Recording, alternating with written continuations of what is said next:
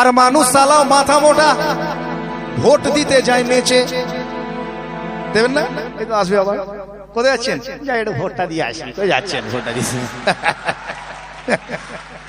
আগের দিন মাংস টাংস কিনে বৌদিকে বললেন একটু ভালো করে আদা দিয়ে বেটে ওটা দিয়ে ঘেঁটে ওটা দিয়ে চেটে একটু বানাও, ওটা খেয়ে তাও যাচ্ছেন ভোট দিতে আর কি করে ভোট দিতে গেলেন আর কি। কি হয়েছে? গণতান্ত্রিক অধিকার, হ্যাঁ বুঝলেন কিনা। আর মানুষ সালাও মাথা মোটা ভোট দিতে যায় নেচে।